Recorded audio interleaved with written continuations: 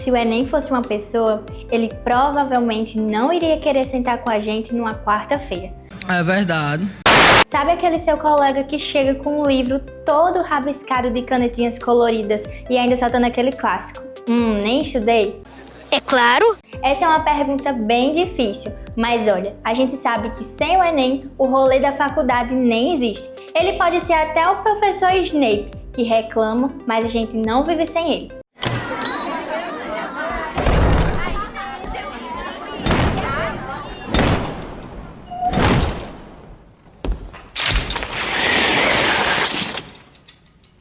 Abram na página 394.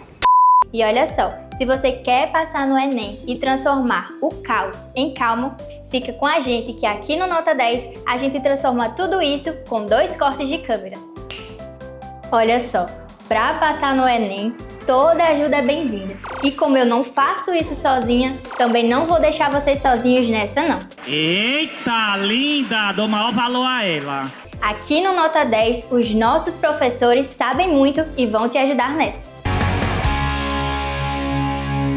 E aí galera ligada no Nota 10, eu sou o professor Luan e hoje eu vim contar tudo sobre as questões de língua inglesa do Enem. Se você vai fazer o Enem pela primeira vez, tem algumas informações que você precisa saber. Primeiro, que as questões de língua inglesa elas são questões de interpretação de texto. São 5 questões e nós precisamos nos basear pela matriz de referência do Enem, porque não existe uma linha de conteúdos que caem com frequência, já que é uma questão ou são questões de interpretação. Então nós nos baseamos em 5 principais ideias baseadas em 4 referências do Enem. Essas referências elas são dadas pelo Ministério da Educação, você pode acompanhar elas também se quiser na internet. Então são 4 habilidades que são cobradas basicamente e que nós vemos frequentemente as 4 nas questões que caem. Então temos aí a primeira habilidade, que é a sua capacidade de associar vocábulos e expressões em um texto em língua estrangeira a um tema. Então, uma das coisas que o Enem vai testar em você é se você consegue identificar o vocabulário, identificar palavras-chave, identificar o necessário para conseguir interpretar um texto, mesmo que você não tenha conhecimento total sobre aquele assunto.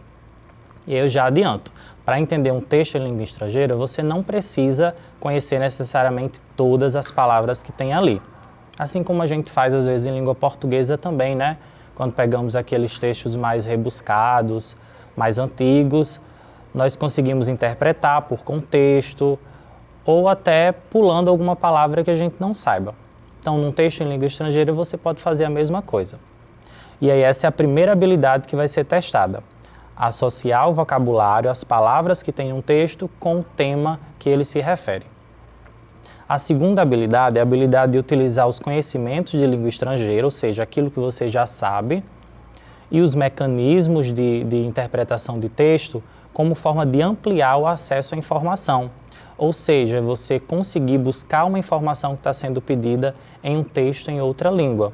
Isso vale também para as questões de espanhol, quem optar. Então, a gente vai trabalhar em algumas aulas algumas habilidades que são necessárias para você identificar informações específicas, informações gerais. Para cada uma delas existe uma habilidade que você pode utilizar.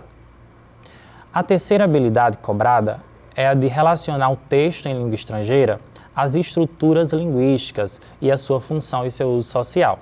E aí onde entra a gramática. Muita gente acredita que o Enem ele não cobra gramática em língua estrangeira, mas a verdade é que a gramática ela é muito necessária para a interpretação de texto.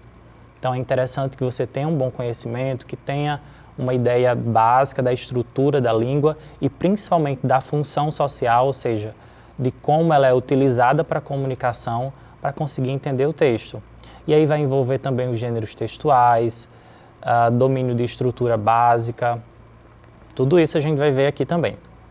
E a última habilidade é a sua capacidade de reconhecer a importância de produção cultural em língua estrangeira como representação da diversidade cultural e linguística. E aqui a gente não tem uma habilidade específica, mas sim um tema, e que é recorrente em todos os anos. Todos os anos nós temos alguma questão que fala sobre diversidade, seja cultural, seja linguística. Então, é algo que é importante a gente se ater, porque está sempre lá. E aí, para começar, eu quero fazer uma pergunta. Será que você conseguiria responder uma questão em língua inglesa só observando uma palavra ou observando um vocabulário específico? Um texto de 10 linhas você conseguiria interpretar só com 3 vocábulos específicos? Eu vou provar que isso é possível com questões do Enem. Começando aqui com essa questão, foi do ano passado. Temos esse texto e temos o seguinte enunciado. O texto estabelece uma relação entre os elementos da natureza e comandos de um programa de computador. A gente observa isso na parte não verbal. Essa imagem aí a gente vê normalmente quando está transferindo algum arquivo ou excluindo algum arquivo no computador. Só que ao invés do símbolo de pasta ou do arquivo específico, nós temos ali uma árvore e ela se deteriora a cada passo, né? A cada vez que a porcentagem aumenta. A primeira alternativa diz que essa relação entre o meio ambiente e um programa de computador é para alertar as pessoas sobre a rápida destruição da natureza. A letra B diz que é para conscientizar os indivíduos sobre a passagem acelerada do tempo. A letra C fala de apresentar aos leitores os avanços tecnológicos na área da agricultura. A letra D orientar os usuários sobre o emprego sustentável das novas tecnologias. E a letra E informar os interessados sobre o tempo de crescimento de novas árvores. Então nós temos aí, na maioria das alternativas, coisas relacionadas, né? Agricultura, o emprego de sustentabilidade, que tem a ver com árvore e com tecnologia também. Mas o que vai nos dar a resposta é apenas uma palavra que tem nesse texto. Observa aí, depois da porcentagem do 70%, a gente tem uma palavra bem parecida com o português, né? O deleted, ou deletado. Então já associamos essa árvore, esse processo do mundo e a árvore se deteriorando com essa palavra, deletado. Só com ela a gente consegue resolver. E aí temos aí o intuito de alertar as pessoas sobre a rápida destruição da natureza. Eu associo o vocábulo, a palavra deletar, com a destruição. Então eu tenho basicamente aí um sinônimo, né? E uma palavra específica me deu essa resposta. Então, essa é uma habilidade que a gente precisa ter lá no Enem, observar o vocabulário, observar as palavras-chave, as palavras em destaque, para conseguir responder rapidamente. Mais um exemplo, eu quero que você procure aqui nesse texto qual é a palavra que mais se repete. Nós temos aí uma palavra que está aparecendo várias vezes em praticamente todas as linhas do texto. Então dá uma olhada aí, vai pensando qual é a palavra que mais se repete nesse texto. E aí a gente vai deixar de fora os pronomes, tá bom? Vamos focar numa palavra específica. E aí você deve ter observado que a palavra because aparece várias vezes. Olha, nós temos aí na primeira linha, because the writing. Na segunda, because I have no choice. Because I must keep the spirit of my revolt. Na terceira, because the world I create. E aí a gente tem a repetição dessa palavra. E temos no início também a palavra why, que tem o mesmo significado de because, só que é usado para perguntas. Se você não sabe o que é because, a tradução é porquê. É o porquê usado para respostas. Então temos aí a repetição da palavra porquê. Começa com uma pergunta e temos várias respostas para essa pergunta. Por que escrever? Acontece isso? Porque eu não tenho escolha? Porque eu preciso manter isso vivo? Porque o mundo que eu crio é assim? Então temos essa repetição do porquê, porquê, porquê. Vamos agora à questão. Em 2015, foi perguntado o que a Glória Evangelina Anzaldúa queria dizer com esse poema. Ela tem o intuito de falar as razões pela qual ela escreve, trazer compensações advindas da escrita, evidenciar as possibilidades de mudar o mundo real, maneiras de lidar com seus medos ou escolhas que ela faz para ordenar o mundo. Então, pelaquela palavra que estava repetida, a gente já consegue se direcionar para a questão correta. Ela estava falando sempre porquê, porquê, porquê. E porque nós temos aí uma alternativa que fala do porquê. Porquê é quando a gente dá a razão, o motivo, a explicação. Então, letra A é a resposta correta. Então, deu para perceber que as palavras-chave, elas são muito importantes para a interpretação e podem agilizar a sua compreensão do texto.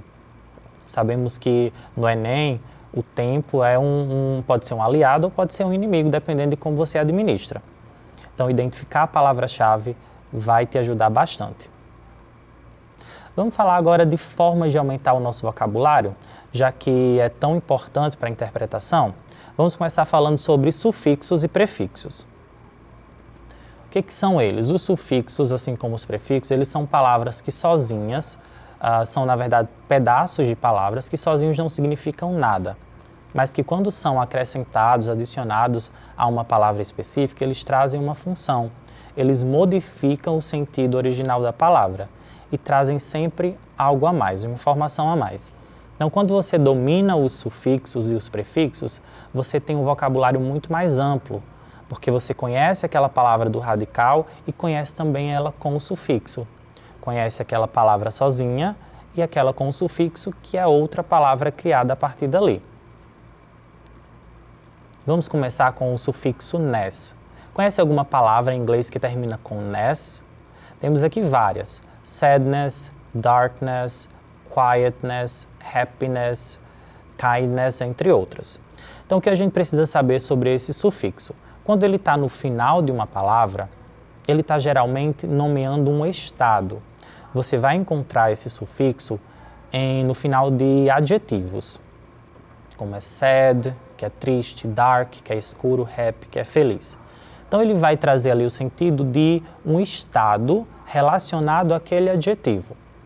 Então, se sad é triste, vamos pensar qual que é o estado de uma pessoa triste. Ela está num estado de tristeza. Então, sadness, tristeza. Já o happy é feliz. E qual que é o estado de uma pessoa feliz? Ela está no estado de felicidade. Então, happiness, felicidade. Da mesma forma com dark, que é escuro. Como é que a gente nomeia esse estado de escuro, de estar escuro? A gente chama de escuridão. Então, darkness, escuridão. Então, quando você aprende o significado de ness, você consegue aplicar ele a qualquer outra palavra, que seja um adjetivo, e transformar numa palavra nova. E consegue também identificá-lo em um texto em língua estrangeira. O sufixo rude, ele é bem interessante, porque ele amplia o sentido da palavra original. Ele meio que cria um senso de comunidade. Ele expande o que era individual para um conjunto. Nós temos aí childhood, neighborhood, widowhood, brotherhood, motherhood, adulthood. Todas aí são palavras muito conhecidas, né? Principalmente mother, brother e adult. A gente tem mãe, irmão e adulto. Esse hood, ele vai, como eu falei, trazer uma ideia de comunidade. Então, como é que a gente chama uma comunidade onde as pessoas se tratam como brothers, como irmãos? A gente tem uma irmandade. Então, brotherhood, irmandade. Como é que a gente nomeia esse senso comunitário da mulher ser mãe, mother? A gente vai ter a motherhood, maternidade. E adulthood, a gente está falando de todo esse momento adulto ou a vida adulta. Então, o hood, ele vai trazer uma ideia de grupo, de comunidade. O sufixo ly ou li, ele vai ser usado para criar advérbios. Para quem não lembra, um advérbio é uma palavra que modifica o verbo. Ela vai trazer alguma circunstância para aquela ação. O ly está mais associado a advérbios de modo, que em português costumam terminar com mente, rapidamente, facilmente, malandramente, como aquela música, né? Então o ly ele vai ter, na maioria das vezes, a tradução de mente.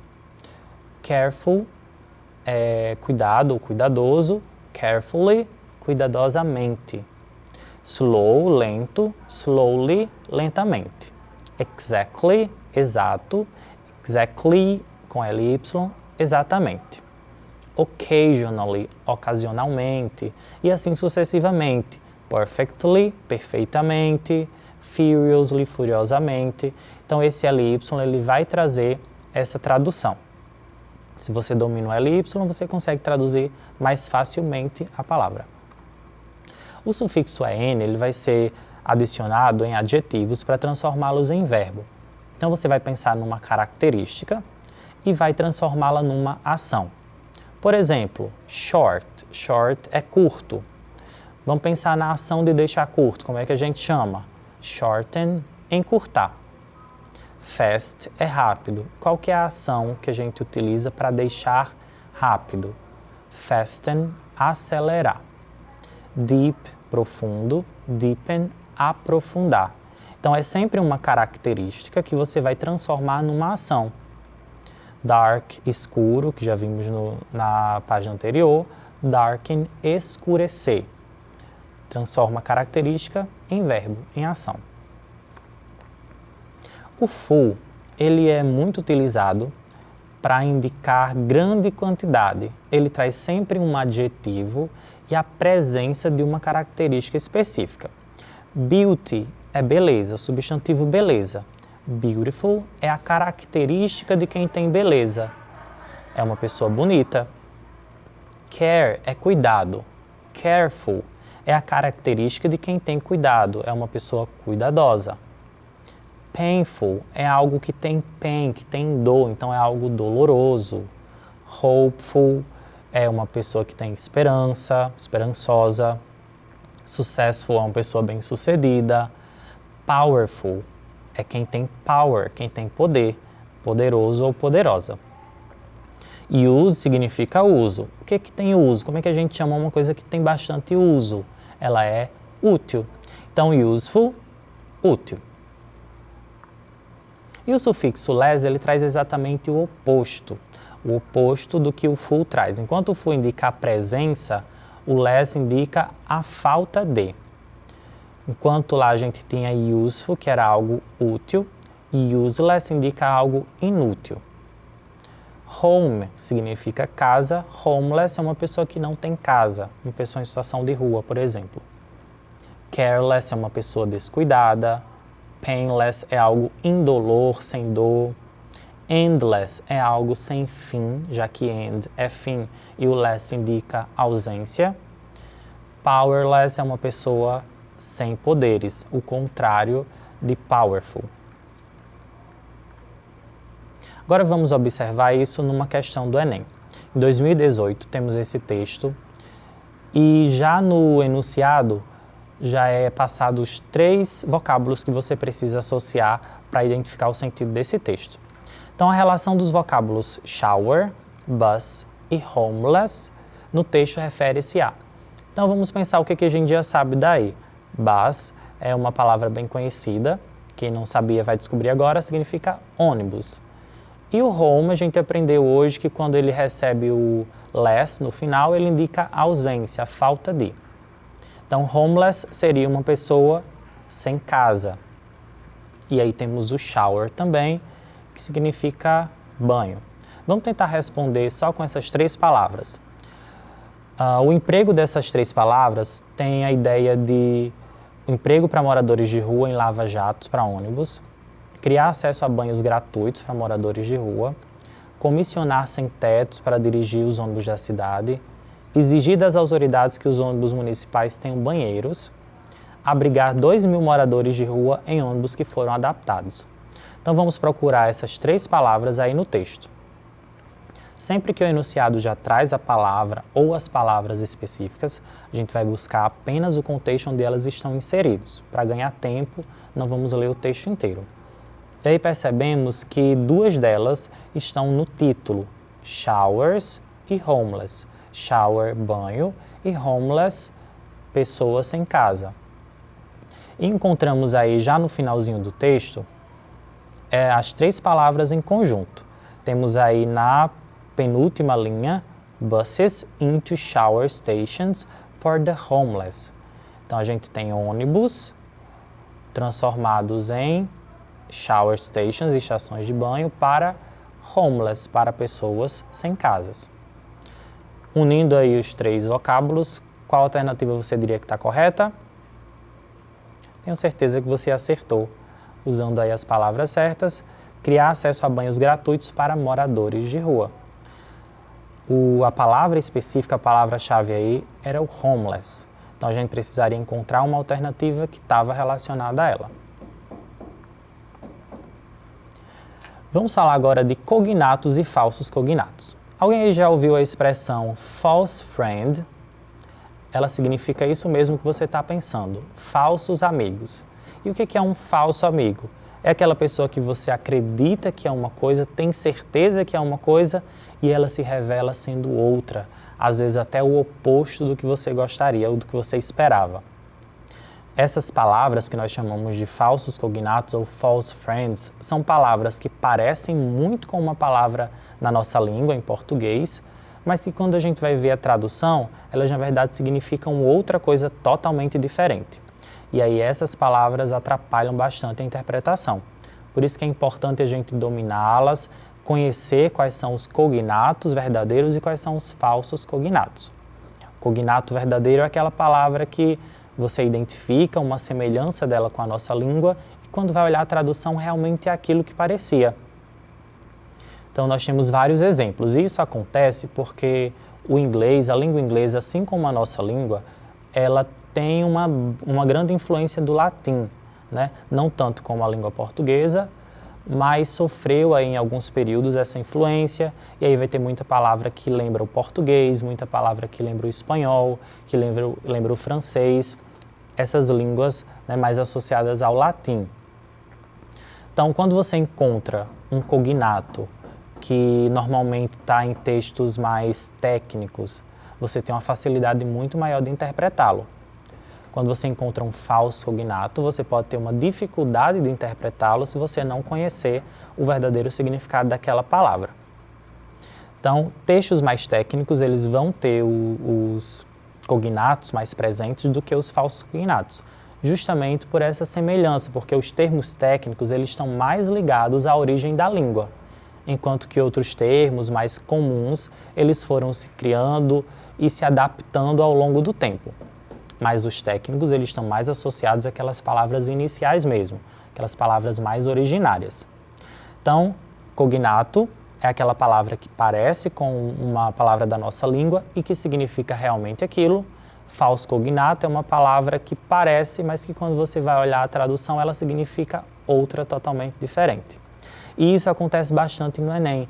Textos técnicos trazendo cognatos e textos trazendo também falsos cognatos.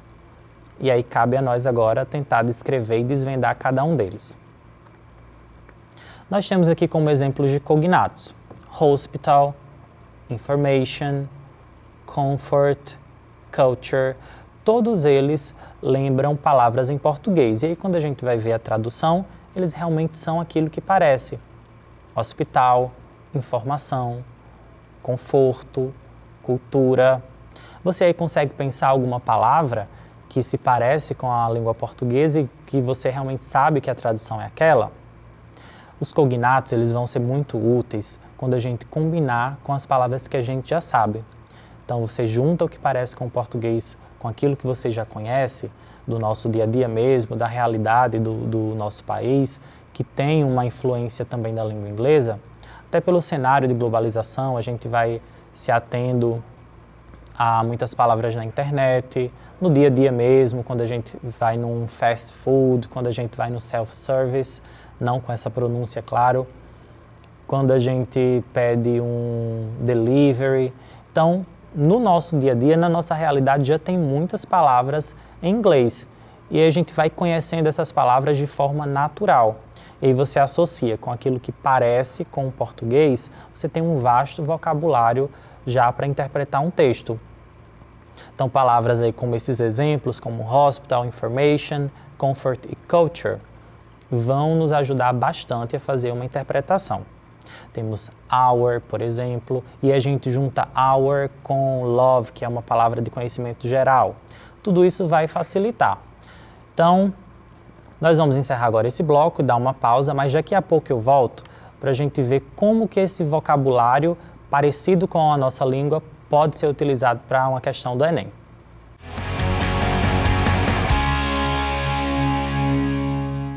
Estamos de volta e eu falei dos cognatos, aquelas palavras que nos ajudam a interpretar um texto porque são parecidas com o português.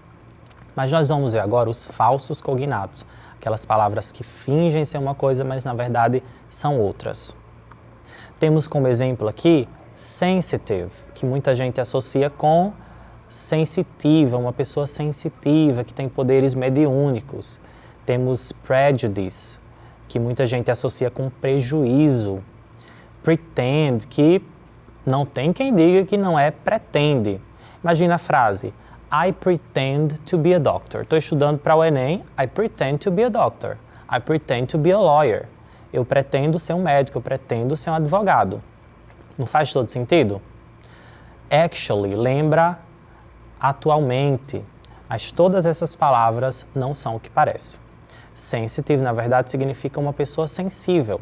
A Jane Austen, ela escreveu o livro Sense and Sensibility, que era a razão e sensibilidade. Então, a gente consegue lembrar aí algumas palavras parecidas. A sensibilidade, na verdade, ela vai ter o sensibility, não sensitive. Já o prejudice não é prejuízo, e sim preconceito. Jane Austen também escreveu um livro com essa palavra, o Pride and Prejudice. Ela gostava dessas dicotomias. Prejudice significa preconceito, então ela escreveu orgulho e preconceito.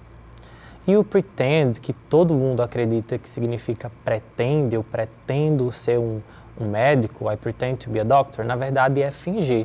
Então olha a confusão que isso pode causar. Imagina você estar estudando fora e fala para alguém, I pretend to be a doctor. Vai arrumar problema para você, afinal se fingir de médico é crime, né? Então uma palavra poderia te arrumar esse problema. E actually, na verdade, significa na verdade e não atualmente. Temos aí o sensible, que eu falei anteriormente, que não é sensível, é sensato. Intend, que parece entende, na verdade é pretender. Então a frase correta deveria ser I intend to be a doctor, I intend to be a lawyer, I intend to be a teacher, e não I pretend. Currently, que parece corrente ou correntemente, na verdade significa atualmente. E costume, que parece costume, na verdade é fantasia. Então olha a diferença e olha a confusão também que isso pode causar. Costume lembra costume, mas na verdade é fantasia. Numa questão do Enem já caiu essa palavra, inclusive, costume. Então quem associou ela com costume pode ter ido para uma direção errada, para uma alternativa incorreta. Mas quem sabia que costume era um falso cognato, que na verdade significava fantasia, conseguiu responder de boa. O texto é esse aí, ó. We are a culture, not a costume. Então a gente tem aí um cognato, a presença de um cognato e a presença de um falso cognato. Nós somos uma cultura e não uma fantasia. This is not who we are, and this is not okay. E a gente associa o verbal com o não verbal sempre que a gente tem um texto multimodal, um texto misto. Nós temos aí imagens de pessoas segurando fotos juntamente com esses dizeres.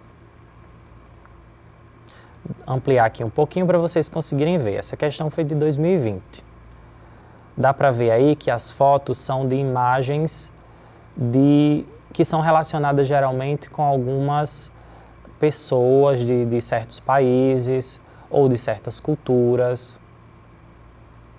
E o enunciado dizia o seguinte: nesse pôster de divulgação de uma campanha que aborda diversidade, lembram lá do início que eu falei que a diversidade é um tema presente em todos os anos do Enem? Em 2020 essa questão ficou encoberta disso. Então aborda diversidade e inclusão. A interação dos elementos verbais e não verbais faz referência ao ato de. Sempre que tem um texto misto, o verbal e o não verbal está ligado ao sentido. O ato é de estereotipar povos de certas culturas. Tinha culture lá. Discriminar hábitos de grupos minoritários. Banir imigrantes de determinadas origens. Julgar padrões de beleza de diversas etnias. Desvalorizar costumes de algumas sociedades. Por ser uma campanha que aborda a diversidade, a gente tem aí várias opções possíveis só se baseando pelo enunciado. Mas a gente vai usar, na verdade, como fator decisivo a frase "We are a culture, not a costume". Nós somos uma cultura, não uma fantasia. E aí a importância de conhecer o falso cognato. Então, quando nós temos imagens de pessoas, por exemplo, uma mulher oriental segurando a foto de uma geisha, nós temos aí um homem, provavelmente mexicano, segurando a foto de um homem com chapéu, bigode, uma camisa colorida e um violão. Nós temos uma mulher provavelmente canadense, provavelmente de origem indígena e segurando fotos de pessoas fantasiadas de povos indígenas. Então nós temos aí qual referência, qual ato que está sendo criticado nessa campanha sobre diversidade? Relacionando as palavras, as ideias que estão escritas com as imagens que nós percebemos. A ideia de estereotipar. O que está sendo criticado é o estereótipo. É associar sempre uma pessoa mexicana com aquela imagem de chapéu grande, de bigode, de violão, que a gente vê às vezes em muitos filmes, essa imagem estereotipada. Então essa era a crítica que estava presente aí e conhecendo bem o vocabulário a gente conseguia responder. Olha esse texto aí, que toma um tempinho, né? A leitura dele. Vamos ver primeiro o que o enunciado está pedindo.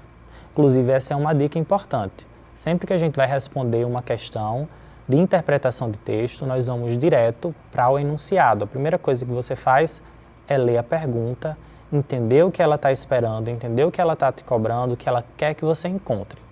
Isso porque vai implicar no seu tempo de leitura. Quando você entende bem a pergunta, você agiliza o seu processo de interpretação. Às vezes a questão só quer saber de uma palavra e você lê o texto todo para fazer essa interpretação, vai perder tempo. Então, primeiro o enunciado, depois o texto. A autora desse comentário sobre o filme Frida mostra-se impressionada com o fato de a pintora ter uma aparência exótica, que nós sabemos que tinha, vender bem a sua imagem, que quem conhece sobre Frida sabe que ela vendia bem a sua imagem, ter grande poder de sedução, assumir sua beleza singular, que ela também fazia, recriar-se por meio da pintura, que é algo também que está ligado à história da Frida. Então, baseando-se só no que a gente já conhece, temos possíveis respostas corretas. Mas vamos lá no texto e procurar palavras parecidas com o português. Então esse é um desafio rapidinho que vocês vão fazer agora. Vou dar um tempinho e quero que vocês procurem o máximo possível de cognatos, de palavras que lembram a nossa língua. Se você passar aí o olho pela primeira linha, você já encontra um monte delas. Nós temos aí impression, comfort, que nós já vimos na lista, celebration, unique, a pronúncia não parece tanto, mas a escrita parece, conventional, ideas, image, beautiful, que a gente já aprendeu também pelo sufixo, unique está se repetindo bastante, magnetic, commercial, success, discovered, express. Então nós temos várias palavras que parecem com o português que a gente consegue fazer um compilado para a nossa interpretação. Agora, dentro dessas palavras que nós localizamos, vamos tentar relacionar com uma das alternativas. Vamos começar com a letra A, aparência exótica. Vamos ver se o texto está falando principalmente sobre essa aparência exótica. Tem alguma palavra que lembra esse exótico? Que pode ser um cognato também? Vamos para a letra B, vender bem a sua imagem. Nós temos image aí, né? Mas dentro das palavras parecidas com o português, tem alguma coisa que indica vender essa imagem? Poder de sedução, a gente não tem nenhuma referência. Beleza singular. Nós temos aí o comfort, que é conforto. Celebration, que é celebrar. Todas elas estão na mesma frase que unique, que significa único ou única, e beauty, que significa beleza. Então a gente tem beleza única e conforto e celebração. Isso quer dizer que a Frida, de acordo com a pessoa que escreveu esse comentário, ela tinha uma beleza única e ela celebrava isso, ela estava satisfeita, ela estava confortável com a sua aparência, mesmo saindo dos padrões de beleza que eram esperados na sociedade. Então nós temos aí, só com essas palavras, a nossa resposta, que é assumir a sua beleza singular. Então a pintora, de acordo com esse comentário que foi postado na internet, ela assumia, ela tinha conforto, ela tinha uma celebração, ela não estava no convencional, a gente consegue ver aí, conventional. A image dela que se esperava, né, não era o padrão, mas mesmo assim ela celebrava essa unique beauty, essa beleza única. Então, letra D, assumir sua beleza singular. 2018, 1984, de George Orwell. Esse é um dos meus textos favoritos que já caíram no Enem, inclusive pela forma como a gente consegue responder a questão. Como eu falei, vamos direto para o enunciado. Inclusive, eu trouxe uma parte do texto, mas ele é um pouco maior do original que caiu no Enem. No romance de 1984, que descreve os perigos de um Estado totalitário, a ideia evidenciada nessa passagem é que o controle do Estado se dá por meio do ou de boicote a ideais libertários, veto ao culto das tradições, poder sobre memórias e registros, censura a produções orais e escritas, manipulação de pensamentos individuais. Então nós vamos procurar palavras parecidas com palavras de português e que se associem a alguma dessas alternativas. Observando aí a primeira linha, você já consegue identificar. Opinion. O que é opinion? É o que parece mesmo, opinião. Real existence, existência real, real existência. Temos aí space, que é espaço. E aí, chegando mais para o final, a gente tem algumas palavras repetidas. Palavras repetidas em um mesmo texto estão totalmente ligadas à ideia principal dele. E essa é uma questão de ideia principal, que está cobrando a mensagem sobre o que o texto fala. Então, buscar palavras repetidas e parecidas com o português, se possível, é um grande achado. E aí nós temos records, na verdade, repetido aí 1, 2, 3 vezes. Nós temos memories, memory, 2, memories 3 vezes. E nós temos a palavra control. Control 1, 2, 3 vezes. Então temos 3 palavras que são parecidas com o português, ó que sorte, e que estão repetidas. Logo, essas 3 palavras estão com o nosso sentido e estão com a nossa resposta. Então vamos associar controle, records, que significa registros, e memories, memórias. Qual alternativa aí você votaria como a mais próximo dessas palavras?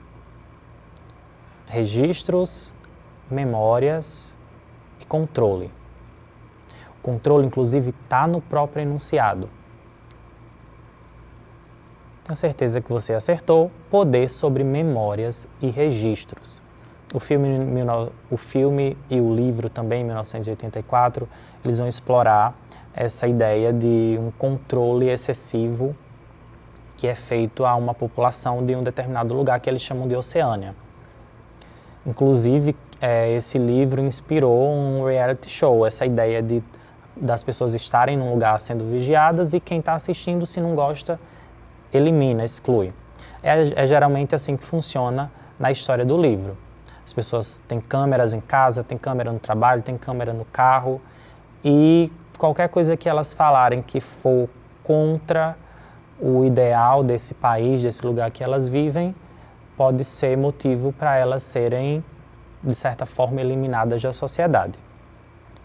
Então, nesse trecho aí do romance, a gente tem o controle do Estado sendo feito pelas memórias e registros.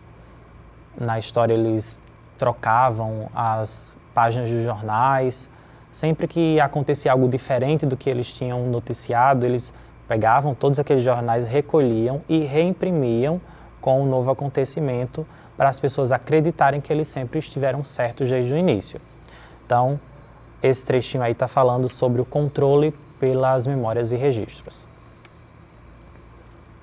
E esse aqui é um texto bem interessante, bem extenso também, que vai trazer a parte da cultura linguística e diversidade no Enem 2023. Temos um texto aí bem comprido e o seguinte enunciado.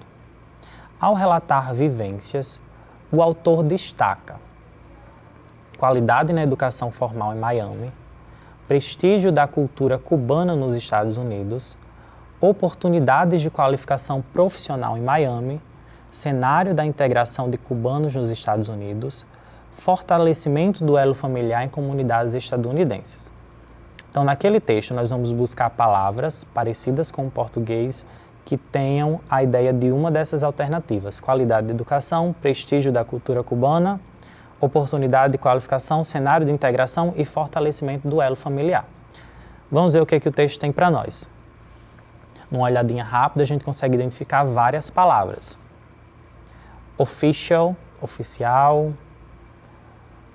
Temos Cuba, que está também numa das opções lá, Spain, que é a Espanha, e United States. Então, vamos nesse contexto. Cuba, Espanha e Estados Unidos. 3 países diferentes, 3 culturas diferentes, 3 línguas diferentes, apesar de Cuba e Espanha terem suas similaridades. Nós temos aí Madrid, temos family. Então, temos uma família nesse contexto de 3 países. Temos aí emigrated, imigrou, New York City e Miami. Seguindo mais adiante, nós temos a repetição dos países e temos a palavra community próximo delas. Então, nós temos aí uma comunidade formada a partir de United States e Cuba. Estados Unidos e Cuba formando uma comunidade. Temos culturally, culturalmente. Temos seguindo aí mais à frente, teacher e classmate, que são palavras mais conhecidas, né? Mechanic, bus driver, algumas profissões. Minority, que é minoria. E temos aí, por fim, name, que é nome. Então, com base nessas palavras específicas que nós identificamos, parecidas com o português, nós conseguimos chegar a uma alternativa específica também. Estados Unidos, Cuba, Espanha, imigração e comunidade.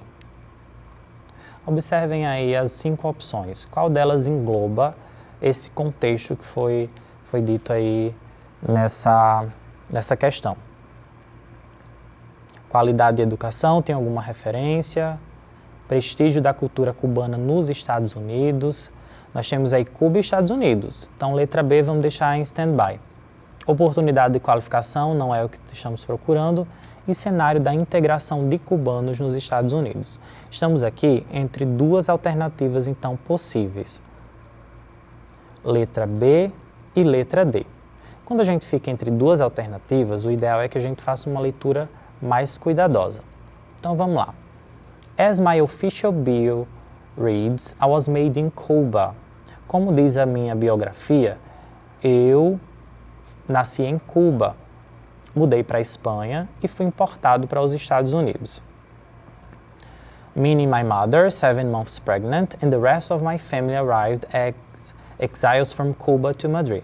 Quando a minha mãe, que estava de 7 meses, e o resto da minha família foi como exilados de Cuba para Madrid.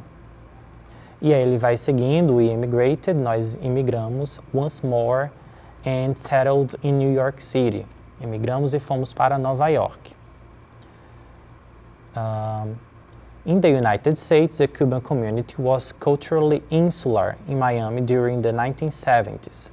Nos Estados Unidos, a comunidade cubana ela estava mais ali em Miami durante a década de 70. What's more seemed that practically everyone was Cuban, o que nos leva a perceber que muita gente lá em Miami era cubano. my teachers, os professores, os classmates, os colegas de classe, o mecânico, o motorista de ônibus.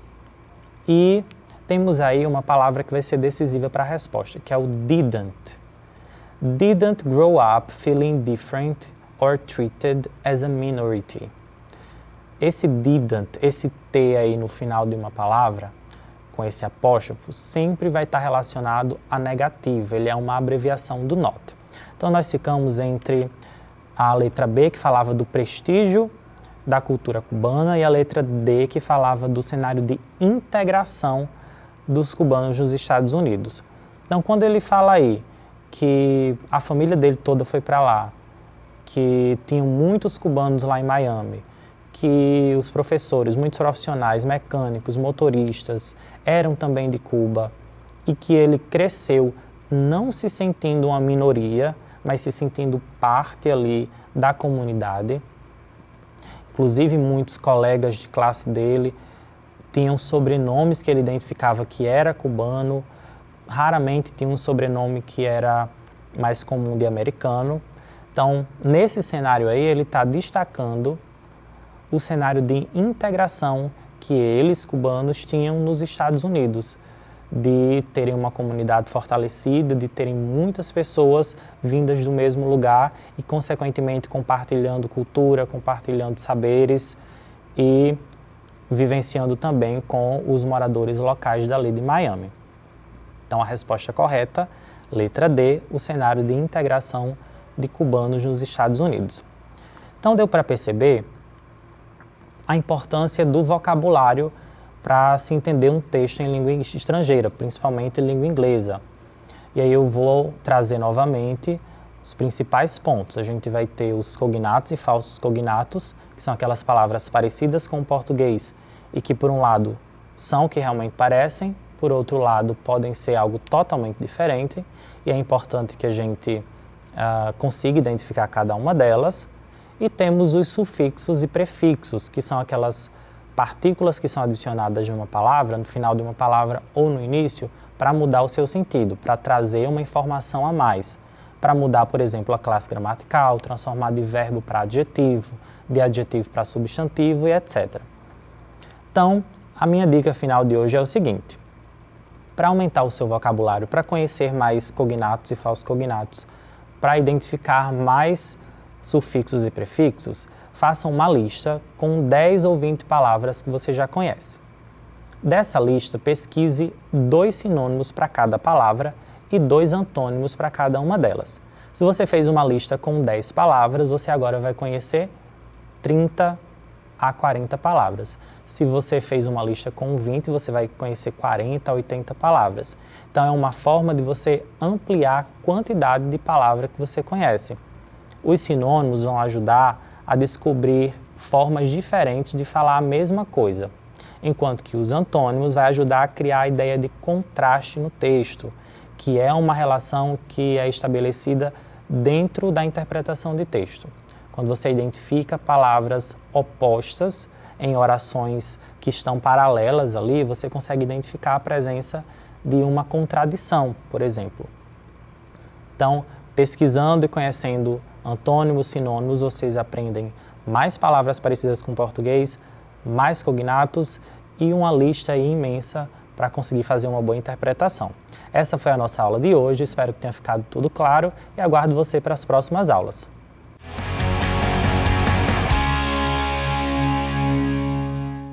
E aí, meus School Friends, respiraram fundo? Porque agora é hora de mais uma rodada acadêmica por aqui. Porque só quem é bem informado passa no Enem. Oi pessoal, tudo bem? Eu sou a professora Isabela Jade, professora de Linguagens, e hoje iniciaremos mais um ano, o Nota 10, esse projeto riquíssimo que vai aí trazer várias dicas para vocês que vão fazer o Enem agora em 2025. E claro que começaremos falando sobre a prova do Enem, né? Essa prova que é tão temida ainda por vários estudantes de todo o Brasil. Galera, o Enem ele não é uma prova que tem um segredo ali, que os alunos param e dizem, meu Deus, é a prova mais difícil que eu vou fazer na minha vida. Se a gente for observar o que significa Enem, significa o Exame Nacional do Ensino Médio. Então, vai ser voltado, uma prova totalmente voltada para alunos do ensino médio, né? Então, não vai cair nada que vocês não tenham visto no ensino médio de vocês. E estamos aqui para reforçar esses conteúdos e trazer várias dicas, né?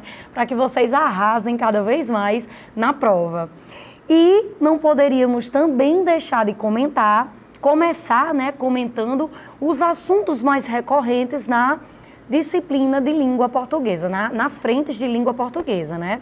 Ficarei com vocês passando dicas até pertinho da prova do Enem das frentes de língua portuguesa, né? Com a ênfase maior aí em língua portuguesa. E começaremos aí com interpretação textual.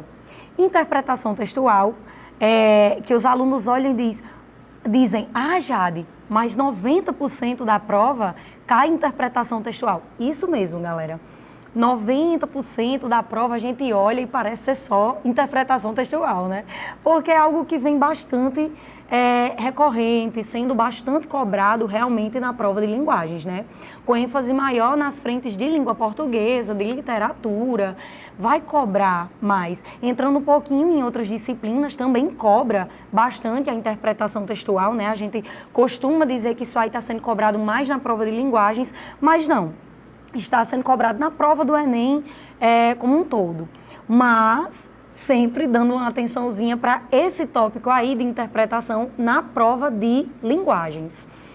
Outro tema, né, outro tópico que vem bastante recorrente no Enem nos últimos anos são as tipologias e os gêneros textuais.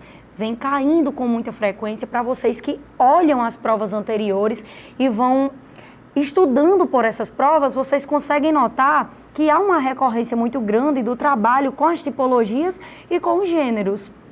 Inclusive, a gente observa que nas questões não tem uma forma fixa, né, de trazer, por exemplo, trabalhar só com crônicas, ou trabalhar só com poemas, ou trabalhar só com textos narrativos. Hoje o Enem traz todo tipo de tipologia e de gênero textual ao longo de suas provas, né? Variação linguística, algo que também vem sendo bastante cobrado nas provas do Enem. Funções da linguagem, seguida aí de figuras de linguagens e intertextualidade, certo? Esses são os tópicos que mais vêm sendo cobrados na prova de linguagens do Enem. E, galera, para você que não lembra qualquer um desses tópicos aqui, já fica aqui que nós iremos revisar cada um. Começando, claro, com interpretação de texto, e é imprescindível a gente citar que interpretar e compreender um texto não é a mesma coisa.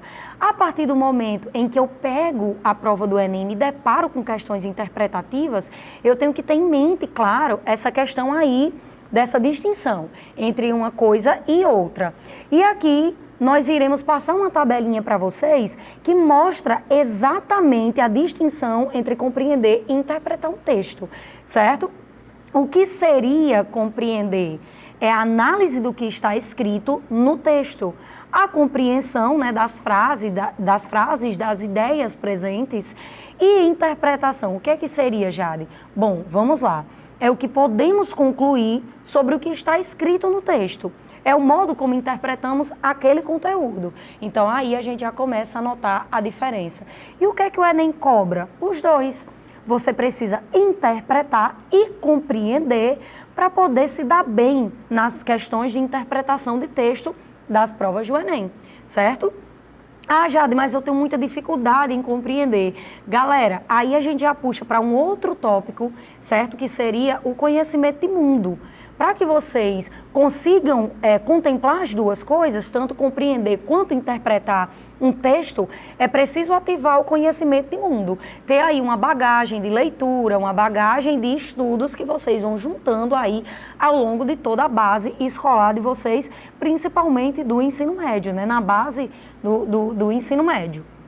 A informação, um quesito de extrema importância nesta tabelinha aqui de compreender e interpretar um texto. A informação, quando a gente compreende um texto, ela está presente no texto, ela já está lá, certo? E quando a gente interpreta, a gente precisa puxar essa informação de fora. Lembram que eu falei que para compreender e interpretar precisava do conhecimento de mundo? Pronto, a informação na interpretação de texto, ela está fora do texto, mas tem totalmente uma conexão com ele, certo? É aí onde a gente entra também na intertextualidade, que vai ser um tópico mais à frente, certo? Mas a gente precisa ter essa noção. Análise. Como é que fica a análise entre a compreensão e a interpretação de texto, Jade? Bom, galera, a compreensão, ela trabalha com a objetividade. Lembram que eu falei para vocês lá em informação, que a informação sempre vai estar presente no texto? Então, significa que a análise, quando nós iremos compreender um texto, ela é mais objetiva, certo? As frases e o que a gente precisa ali compreender, ela já está presente ali a partir do momento em que a gente faz a leitura. E a análise, quando passamos para uma interpretação textual, ela trabalha com a subjetividade. Já de o que seria subjetividade? Seria o ponto de vista do candidato do Enem. Quando ele olha ali, diferente de todos os outros candidatos, certo? Então, seria trabalhar com a subjetividade, com o que você em cima do que você compreendeu naquele texto. Então, uma dica para melhorar a interpretação de texto seria exatamente essa. Vocês agregarem aí o máximo de bagagem de leituras, certo? Assistir a vídeos, escutar podcasts, enfim, tudo isso vai ajudar muito para vocês aumentarem, expandirem aí o conhecimento de mundo de vocês e ajudar numa intertextualidade, a compreender e também interpretar um texto, certo? Outra dica que nós faremos aqui também, certo? Trabalhando à frente de língua portuguesa, aqui no Nota 10, será a questão do treino com questões reais do Enem, certo? Nunca é demais pegar provas anteriores, por mais que não venham ali as mesmas questões, essas questões não sejam as mesmas, vocês entendem o perfil da prova do Enem, o perfil das questões do Enem, certo? E aqui, pessoal, tem uma outra dica super importante que não pode ficar de fora, são as dicas sobre, né, o enunciado e o comando na prova do Enem. Vocês precisam estar atentos. Em relação ao comando, é importante falarmos que no Enem, né, o enunciado, ele é soberano. E nada do que está nele pode ser ignorado, galera, certo? Sempre iniciar a resolução da questão por ele. Jade, mas eu estou com pressa, eu não trabalhei muito tempo, que é preciso trabalhar o tempo, né, para vocês fazerem a prova do Enem de uma maneira mais calma, de uma maneira mais confortável. Às vezes o aluno não trabalha o tempo, né, começa a estudar os conteúdos que realmente são mais cobrados, que é o que a gente trouxe no primeiro tópico, e na hora da prova, fora que tem o nervosismo, né, que não ajuda a gente a controlar aquele tempo que a gente tem para fazer a prova. A gente olha assim e diz, mas são muitas horas para a gente poder concluir a avaliação. Mas o nervosismo, a demanda, né, que a prova cobra, então faz com que a gente se perca um pouco, né, que o candidato se perca um pouquinho dentro do tempo que ele precisa para resolver aquelas questões. Então, se você tem o tempo um pouquinho mais conturbado na hora da prova, o nervosismo atacou além do normal, né, que a gente também precisa trabalhar esse nervosismo, então você pode passar para o comando e voltar para o enunciado já sabendo o que é que o comando vai cobrar. Tá? Mas pular totalmente o enunciado não é algo indicado, porque a informação que o comando vai cobrar, ela sempre vai estar ali contextualizada através do enunciado.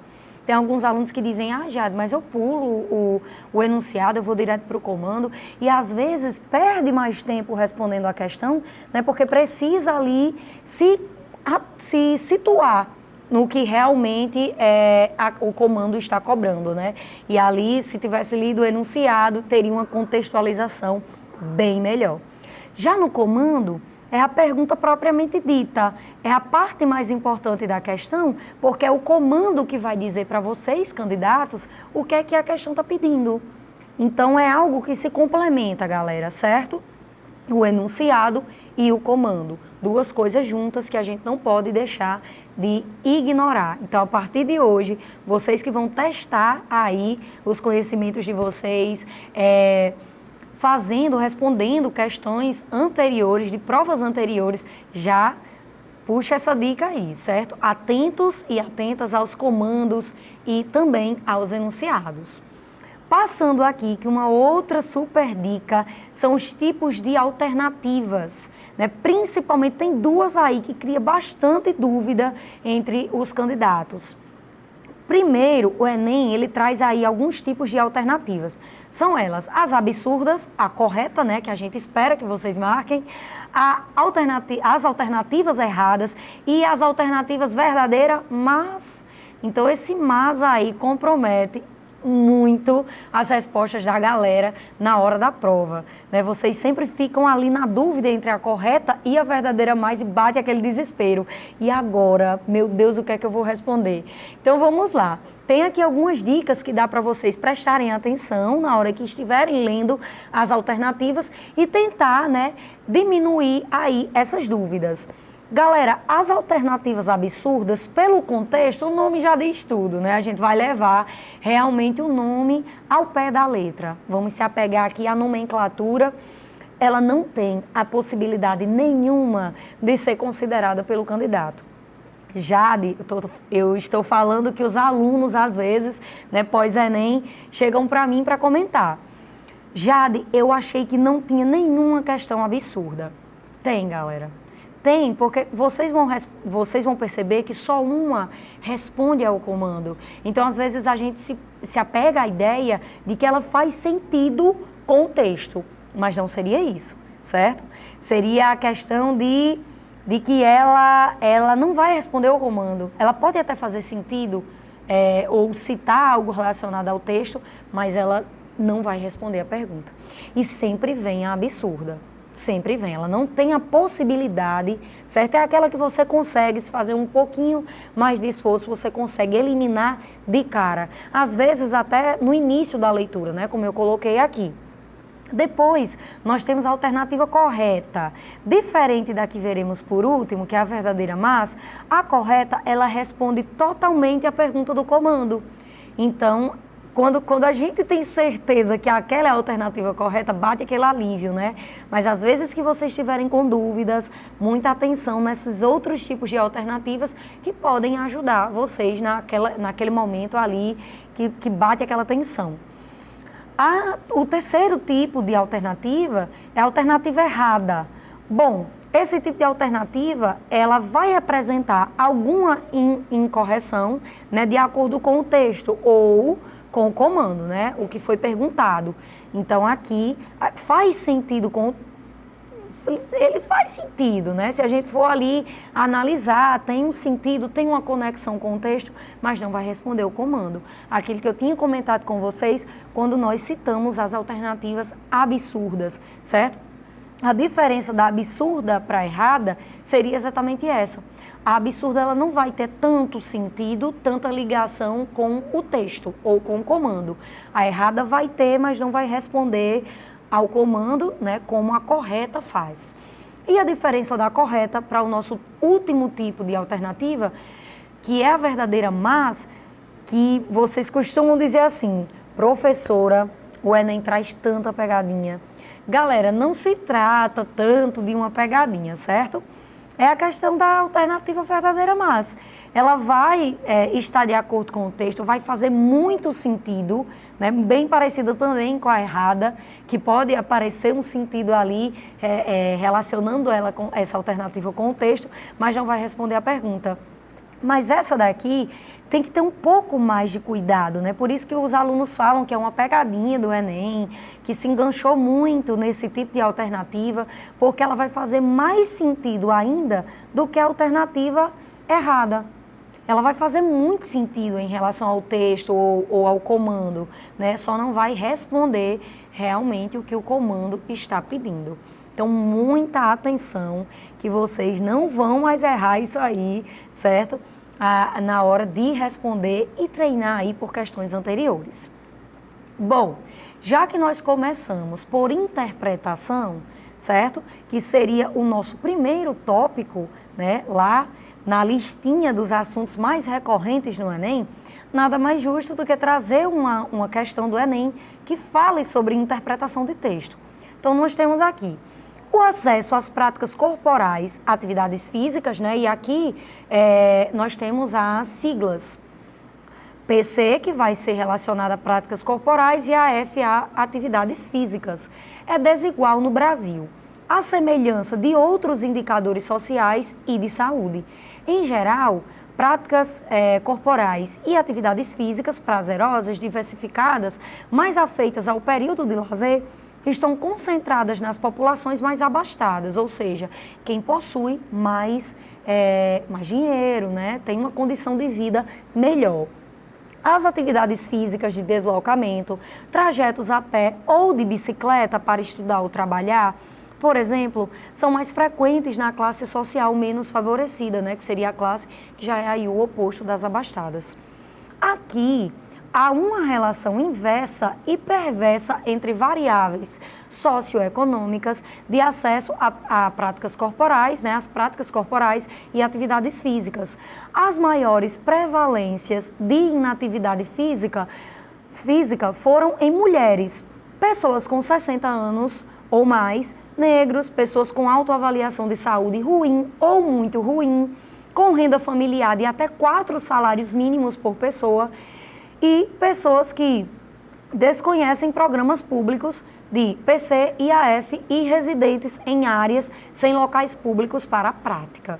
Então, passaremos agora, né, após o enunciado, para o nosso comando.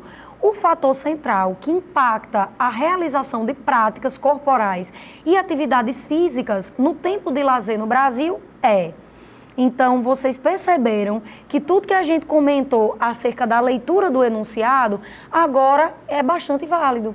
Por quê? Nós não conseguiríamos responder a esse comando se não tivéssemos as informações lá do enunciado.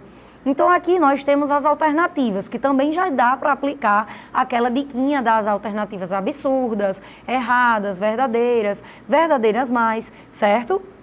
A. Diferença entre homens e mulheres. B. Inexistência de políticas públicas. C. Diversidade de faixa etária. D. Variação de condição étnica. E última, desigualdade entre classes sociais, certo? O que a gente percebeu lá no enunciado já dá para matar essa questão e responder de cara. E vocês aí de casa, conseguiram responder? Eu espero que tenha sido a alternativa correta, né, que seria claro, desigualdade entre classes sociais. Vamos aplicar a questão das alternativas? Galera, diferença entre homens e mulheres, certo? Não poderia ser. Olha o que o comando está pedindo. O fator central que impacta a realização de práticas corporais, atividades físicas no tempo de lazer no Brasil é... Então, a falta dessas atividades corporais, de atividades físicas, né, como uma forma de lazer no Brasil, é a diferença de gênero, né, entre homem e mulher, não seria isso, o texto não fala isso. Então, até poderíamos colocar como alternativa absurda. A B, inexistência de políticas públicas. A gente sabe que falta, né, mais políticas públicas para poder incluir as práticas de PC e AF, né, na sociedade, mas não seria o caso, não está respondendo a pergunta, não é isso que o enunciado cobra. C, diversidade de faixa etária, essa daí já liga o botãozinho de alerta, certo? Porque aqui no enunciado fala das prevalências, né, da inatividade física em mulheres e pessoas com mais de 60 anos. Então, aí já dá aquele alertazinho a vocês, né, de, eita, será que seria a diversidade de faixa etária? Mas não, certo? Aqui fala muito bem a faixa etária de forma fixa, certo? Que falta esse tipo de inatividade de práticas corporais e atividades físicas. D, variação de condição étnica. Outra coisa que pode fazer com que o candidato se perca um pouquinho. Porque se a gente voltar, não precisa nem voltar, no finalzinho do enunciado, fala que pessoas com autoavaliação de saúde ruim ou muito ruim, né, fala da renda familiar e pessoas negras. Então, vai falar aí da variação de condição étnica e também dessa condição de social. Então, bateria aquela dúvida na gente, mas não responde ao comando. Então, quando o comando fala qual é o fator que impacta, pergunta, né, na verdade, qual o fator que impacta esse tipo de realização dessas práticas no tempo de lazer no Brasil, seria a desigualdade entre classes. A gente já começa o enunciado dizendo que as mais afetadas ao período de lazer estão concentradas nas populações mais abastadas. E eu expliquei para vocês que essas populações mais abastadas seriam as classes mais favorecidas, né? No finalzinho da primeira parte do enunciado, ainda fala que para estudar ou trabalhar, né, por exemplo, tem pessoas que fazem até um tipo de atividade corporal ou física, né, como trajetos a pé ou de bicicleta, mas não seria para lazer. Seria de uma classe menos favorecida que usa esse recurso porque não teria ali outro meio de locomoção. Então, o enunciado seria soberano aplicando aquela dica, né, a nossa primeira dica, certo? Então, aplicamos aí na prática que a dica realmente funciona. Galera, outro tópico da listinha seriam as tipologias, né, que tem ali uma intenção comunicativa, e os gêneros textuais, muito recorrentes nas provas do Enem, certo? E quais são as tipologias, ou também chamadas de sequências narrativas, né? Para a galera que treina a questão da redação, ótimo, já tem aí esse assunto de uma maneira bem fresquinha na cabeça, na mente de vocês. Porque a tipologia, vocês trabalham muito a tipologia, né, dissertativa, argumentativa, que eu até deixei em destaque aí, que é a tipologia que vocês trabalham lá na proposta de texto, né, também dentro da prova de linguagens. Uma das frentes da prova de linguagens. Galera, então nós temos aqui o texto narrativo, né, as nossas tipologias, o texto descritivo, o dissertativo, né, expositivo e argumentativo, que vocês já estão bem acostumados, como eu falei, já devem estar aí treinando bastante, né, as redações de vocês. E temos também o texto explicativo, que pode ser injuntivo ou prescritivo, certo? Mas vai ser um assunto que vai ficar para o nosso próximo bloco e, claro, você não pode perder, certo? Espero vocês e até já já.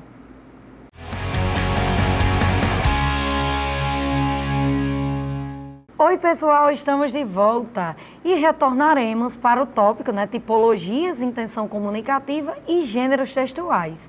Bom, estávamos no último bloco falando sobre as tipologias ou sequências narrativas, né? E citamos o texto narrativo, descritivo, o dissertativo, que eu até mencionei que vocês já estão acostumados, né, por trabalharem aí na prova de produção de texto, né, na prova da redação, que também é outro tópico que preocupa vocês. E aqui também tem dica, né? O Nota 10 também traz dicas de todas as disciplinas que serão cobradas na prova do Enem. Então vamos para o nosso foco, que é na frente de língua portuguesa, né, dentro da prova de linguagens. E tem também o texto explicativo, né, que nós também citamos que podia ser o injuntivo ou o prescritivo. Galera, essas tipologias estão sendo bastante cobradas no Enem, né? E começaremos a falar sobre as tipologias e não poderíamos deixar de falar sobre os gêneros textuais, né? Que nós temos aí os gêneros jornalísticos, os humorísticos e os argumentativos. Jade, o que é que mais vem cobrando aí no Enem, né? Dentro desse assunto de gêneros textuais? Qual é o gênero mais cobrado? Jornalístico, humorístico ou argumentativo? Gente, todos. Quando a gente fala que os estudos dos gêneros textuais são importantes nesse tipo de prova, é sobre isso, certo? Há uma recorrência muito grande de todos os tipos de gêneros sendo cobrado aí na prova de linguagens. Nos gêneros jornalísticos, caem textos como reportagens, notícias, etc., né? Com a intenção de noticiar, até deixei destacado aí em caixa alta para vocês, a intenção de noticiar, de informar, né? Então o Enem vem cobrando esse tipo de gênero textual, sim, né? Fazendo aí um panorama, um enquadramento de todas as provas, né? Mais ou menos de 2014 para cá, a gente vem notando uma recorrência muito forte desse tipo de gênero textual, né? Que é o jornalístico. Outro gênero bastante comum, inclusive, galera, às vezes até nos textos motivadores lá da prova de produção de texto. Vem cobrando muito a questão da charge, né, análise de tirinhas, de cartoons e etc.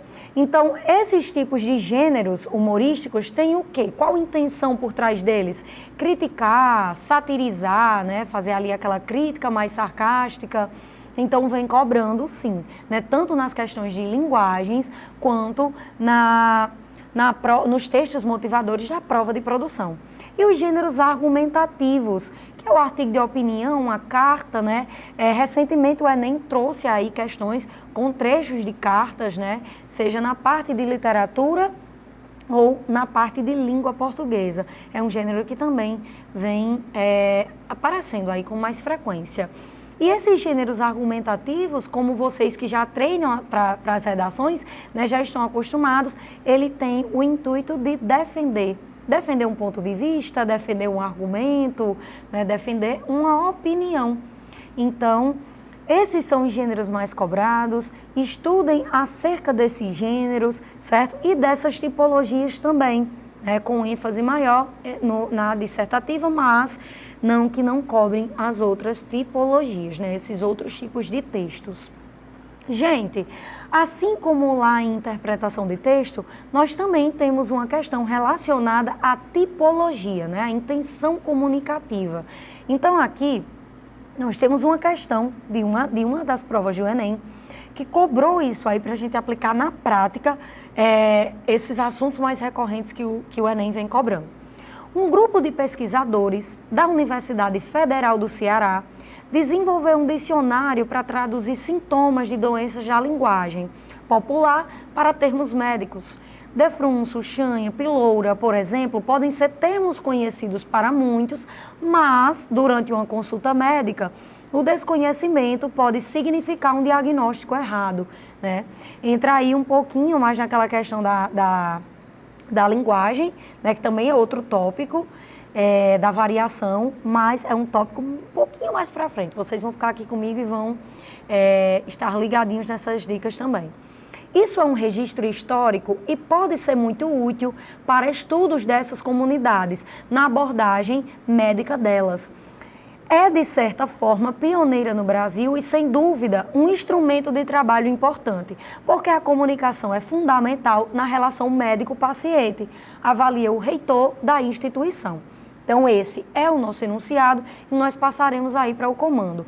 Ó, viram que na referência, que é outro ponto que a gente também não pode ignorar, né, da questão, saiu no G1, no Globo.com. Então, aqui a gente já sabe que se trata de uma notícia, né, de algo que pertence ao gênero jornalístico, uma notícia, uma reportagem com a intenção de informar ou de notificar, certo? Então vamos lá, ao registrarem usos regionais de termos da área médica, pesquisadores, então mais uma vez dá para aplicar aquela dica das alternativas, né? Absurdas, erradas, verdadeira, mas... apontaram erros motivados pelo desconhecimento da variedade linguística local. B, explicaram problemas provocados pela incapacidade de comunicação. C, descobriram novos sintomas de doenças existentes na comunidade. D, proporcionaram melhor compreensão dos sintomas dos pacientes. E aí, última, divulgaram um novo rol de doenças características da localidade. Galera, muita atenção ao comando. Ao registrarem usos de termos da área médica, pesquisadores, o que é que eles detectaram, certo? Então, aplicando aquela dica, aplicando a dica também da compreensão e da interpretação de texto, certo? Nós iremos paulatinamente aplicando dicas aqui e fazendo com que vocês somem todas essas dicas na hora de responder a uma questão, certo? Responderam aí? Eu espero que sim e também espero que tenham respondido de forma correta, né? Claro que seriam proporcionar uma melhor compreensão dos sintomas dos pacientes. Ao ler o enunciado, a gente percebeu que tinha um errinho ali de comunicação. Um grupo de pesquisadores da UFC, da Universidade Federal do Ceará, desenvolveu um dicionário para traduzir doenças da linguagem popular para termos médicos. Então, doenças, por exemplo, como piloura, que é falado na linguagem ali coloquial do dia a dia, né, foi consequentemente traduzida para termos médicos, e isso aí proporcionou, claro, uma melhor compreensão dos sintomas que aqueles pacientes, daquela determinada região, daquele determinado local, sentia. Então, deu para aplicar aí aquela questão, de compreender e interpretar, das alternativas também. Por exemplo, gente, divulgar um novo rol de doenças características da localidade. Essa poderia ser a nossa absurda, porque a partir do momento que diz que ao traduzir uma doença de um termo popular, do senso comum, na verdade, para um termo médico, para um termo profissional, não é lançar aí um rol de doenças características dessa localidade. Só estaria traduzindo o enunciado, mais uma vez, de forma soberana, só estaria traduzindo essa questão de uma doença que tem ali a nomenclatura no termo popular e sendo ela transferida para um termo mais formal, um termo médico, científico, que a gente chama também de termo científico, tá? Então, eu espero que vocês tenham acertado essa questão e passaremos agora, claro, fazendo aí uma ligação bem bacana com o assunto de variação linguística. Vocês perceberam que nessa questão aí de tipologias de gêneros, já ficou claro que também envolve a questão da variação linguística. O Enem vem cobrando muito, inclusive uma super dica para vocês, que ainda não focaram na questão da variação linguística. A gente sabe que o nosso público também não tem só pré-vestibulandos, alunos ali que estão na terceira série do ensino médio para fazer o Enem agora já em 2025. A gente também tem públicos de primeiras séries, de segundas séries. Então, para a galera que ainda não começou a focar em variação linguística, certo? Tem um livro muito bom chamado Preconceito Linguístico, que é do autor Marcos Banho, e ele vai aí abraçar essa questão da variação linguística dentro da prova do Enem de uma forma muito boa para vocês, certo? Vai criar uma base aí muito sólida para que vocês tenham todo o conhecimento necessário quando se fala de variação linguística, certo? Vai agregar aí também para repertórios socioculturais, Vai aumentar a bagagem de vocês e caindo, por exemplo, temas como esse em questões, em provas textuais, vocês já vão estar aí, certo, afiadíssimos. Bom, então, para a prova de linguagens do Enem, você precisa reconhecer essas variações, entender o emprego da linguagem culta ou coloquial, de acordo com o contexto adequado de uso para cada uma. Então, a gente se engana quando pensa que o Enem vai cobrar só a linguagem formal, a gramática normativa. Não vai cobrar, certo? Só isso. Tem muitas questões que traz aí linguagem regional, linguagem coloquial, então é preciso estar atento em relação a isso. Nós temos aqui, galera, uma questão, certo? Que está dentro desse quesito aí, desse tópico de variação linguística, e mais uma vez nós iremos discutir essa questão juntinhos. De quem é esta língua? Foi de um Enem, recente, inclusive. E diz, uma pequena editora brasileira, a Urutau, acaba de lançar em Lisboa uma antologia antirracista de poetas estrangeiros em Portugal, com o título Volta para a Tua Terra. O livro denuncia diversas formas de racismo a que os imigrantes estão sujeitos. Alguns dos poetas brasileiros antologiados queixam-se do desdém com que um grande número de portugueses acolhe o português brasileiro. É uma queixa frequente. Aqui em Portugal, eles dizem, aqui a gente tem uma citação direta, tanto que tem aí a fala entre aspas. Aqui em Portugal, eles dizem que nosso português é errado, que nós não falamos português.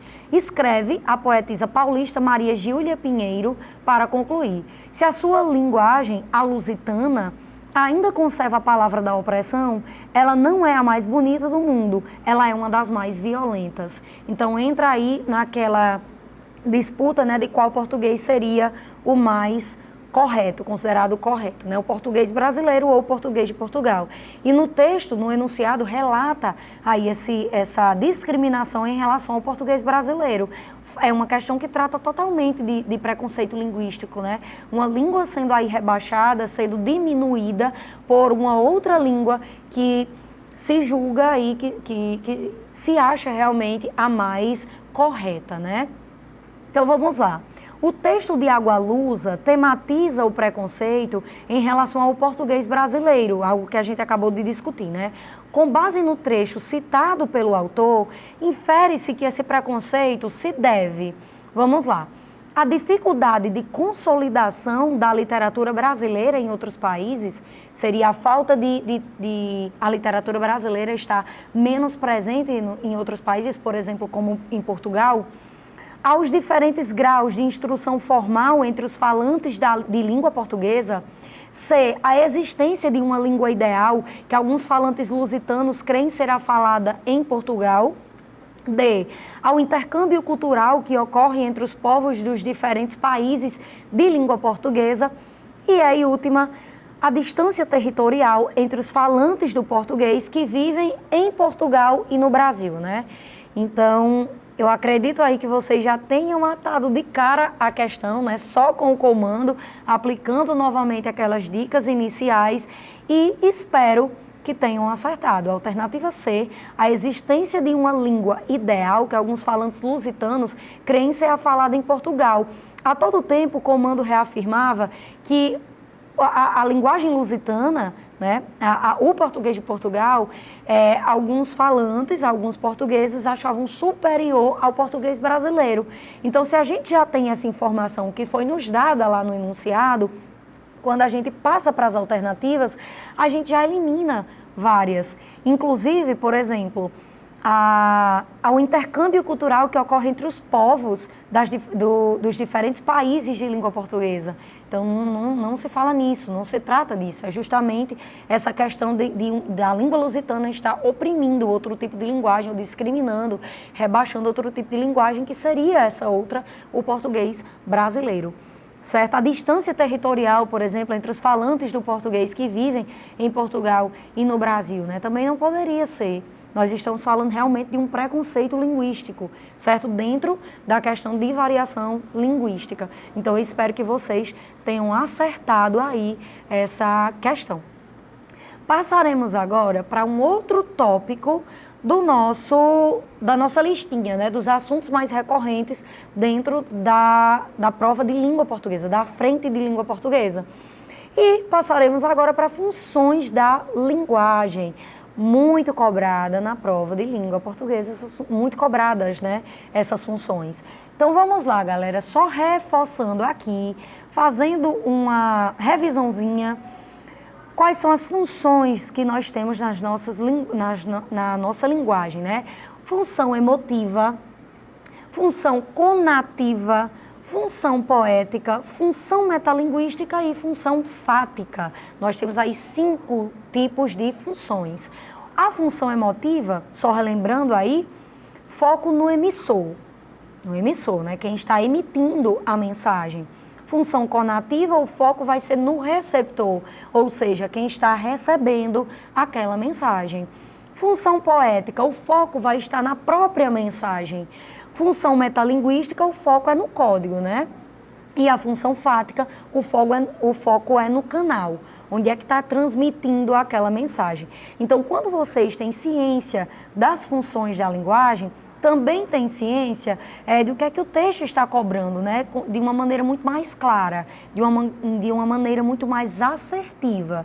Então, estejam em mente sobre essa questão das funções da linguagem, o que é que em cada uma foca, certo? Que é essa questão de focar no emissor, focar no receptor, que foi o que a gente discutiu agora, que com certeza isso vai ajudar, certo? Já anota aí, viu? Essa listinha aí. Para a galera que não lembra funções da linguagem, já anota que está bem resumidinho, de uma maneira mais enxuta possível, né? Mais objetiva possível, para vocês não se perderem. Então vamos lá. Uma outra questão sobre funções da linguagem, né? Que diz: a garganta é a gruta que guarda o som. A garganta está entre a mente e o coração. Vem coisa de cima, vem coisa de baixo e de repente um nó. E o que eu quero dizer? Às vezes acontece um negócio esquisito. Quando eu quero falar, eu grito. Quando eu quero gritar, eu falo. O resultado, calo. Então nós temos aí, né, este poema e está cobrando exatamente a função da linguagem, ajudando aí na interpretação dessa questão, né? Interpretação e compreensão dessa questão. A função emotiva presente no poema cumpre o propósito do eu lírico de galera, voltando aí à questão emotiva, o foco é no emissor, de quem está emitindo a mensagem. E nós não temos no slide, mas quem seria o eu lírico, né, desse texto que nós acabamos de ler? O eu lírico seria o eu do texto, a voz do texto, certo? Que a gente também não pode confundir o eu lírico com o autor. O eu lírico é a voz, o personagem do texto, certo? E o autor é quem construiu aquele texto, aquele poema, né? Então, a função emotiva presente no poema cumpre o propósito do eu lírico de revelar as desilusões amorosas, né? Lembrando que o eu lírico aqui vai ser o emissor. B, refletir sobre a censura à sua voz. C, expressar dificuldade de comunicação. D, ressaltar a existência de pressões externas. E E, manifestar as dores do processo de criação. Então, aqui a gente consegue de cara, concordam que foi de cara? De cara, identificar que seria expressar dificuldade de comunicação. Gente, a B, por exemplo, né, refletir sobre a censura à sua voz. A voz do eu lírico não está sendo censurada. A partir do momento em que a gente faz a leitura do enunciado, ele diz que a garganta está entre a mente e o coração, vem coisa de cima, vem coisa de baixo e de repente um nó. E às vezes acontece um negócio esquisito. Quando ele quer falar, ele grita, e quando ele quer gritar, ele fala e de repente ele cala. Ele cala, ele não é calado. Então aqui a gente já conseguiria eliminar a B, porque não se trata de uma censura. Por exemplo, A, revelar as desilusões amorosas. O foco não seria, por exemplo, em ele estar sofrendo por um amor não correspondido, algo do tipo. Ele está falando na questão de se expressar, né? O eu lírico está passando por essa dificuldade de se expressar, de ter uma voz mais ativa. Então, também conseguiríamos eliminar a A na primeira leitura. Como a nossa C, né, mostrando aí mais uma vez para vocês, é a nossa correta, a D e a E também poderíamos eliminar de cara. A D, ressaltar a existência de pressões externas. A gente percebe durante a leitura do poema que se trata de uma pressão dele com ele mesmo, né? De algo que está prendendo ele chama até de negócio esquisito.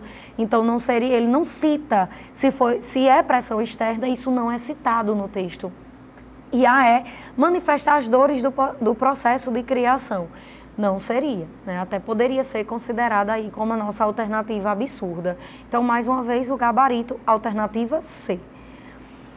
Passando aí, gente, para um outro tópico da nossa listinha, certo? Que nós iremos bater cada item dessa listinha. Nós temos aí uma figura de linguagem muito presente, muito recorrente na prova do Enem, que é a metáfora.